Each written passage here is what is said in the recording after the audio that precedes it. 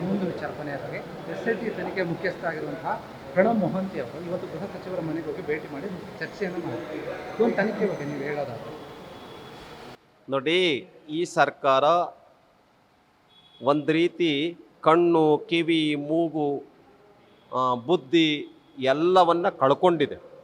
ಯಾಕೆ ಅಂತೇಳಿದರೆ already supreme ಕೋರ್ಟ್ನಲ್ಲಿ ಮೇ 5ನೇ ತಾರೀಕು ಯಾರು ಈ ಬುರುಡೆಯನ್ನು ಇಟ್ಕೊಂಡು ಹೋಗ್ಬಿಟ್ಟು ಧರ್ಮಸ್ಥಳದ ಬಗ್ಗೆ ಎಂಕ್ವೈರಿ ಆಗಬೇಕು, ಧರ್ಮಸ್ಥಳದ ಬಗ್ಗೆ ನಮಗೆ ನ್ಯಾಯ ಬೇಕು ಅಂಥೇಳಿ ಏನು ಅಲ್ಲಿ ಸುಪ್ರೀಂ ಕೋರ್ಟ್ಗೆ ಹೋಗಿದ್ರು, ಆ ಅರ್ಜಿ ವಜಾ ಆಗಿದೆ.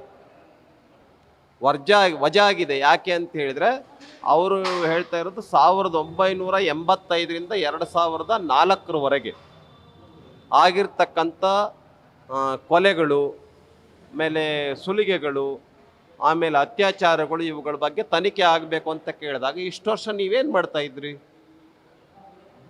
ಇತ್ನಾ ಸಾಲ ಆಪ್ನೆ ಕ್ಯಾ ಕಿಯಾ ಅಂತೇಳಿ ಕೇಳಿ, ಇದೊಂದು ಬೇಸ್ಲೆಸ್, ಇದು PIL ಅಲ್ಲ, ಪಬ್ಲಿಕ್ ಇಂಟ್ರೆಸ್ಟ್ ಲಿಟಿಗೇಷನ್ ಅಲ್ಲ ನೀವಿಲ್ಲಿ ಹಾಕಿರೋದು ಸುಪ್ರೀಂ ಕೋರ್ಟ್ನಲ್ಲಿ.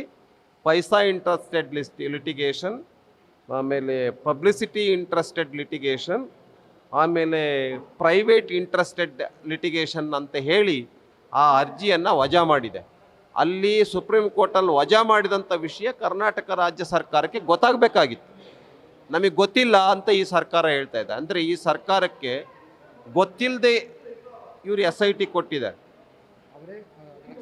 ಅಲ್ಲಿ ಬೇಸ್ಲೆಸ್ ಅಂತ ಸುಪ್ರೀಂ ಕೋರ್ಟ್ ಹೇಳುತ್ತೆ, ಇಲ್ಲ ಇದು ಬೇಸ್ಲೆಸ್ ಅಲ್ಲ, ಇದು ಸಾಕಷ್ಟು ವಿಷಯ ಇದೆ ಅಂಥೇಳಿ ಇವ್ರಿಗೆ ಕೊಡ್ತಾ ಇದ್ದಾರೆ.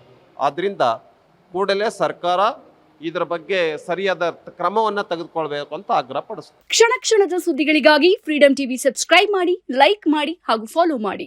ಹೊಸ ಸುದ್ದಿಗಳ ನೋಟಿಫಿಕೇಶನ್ಗಾಗಿ ಬೆಲ್ ಐಕಾನ್ ಮೇಲೆ ಕ್ಲಿಕ್ ಮಾಡಿ.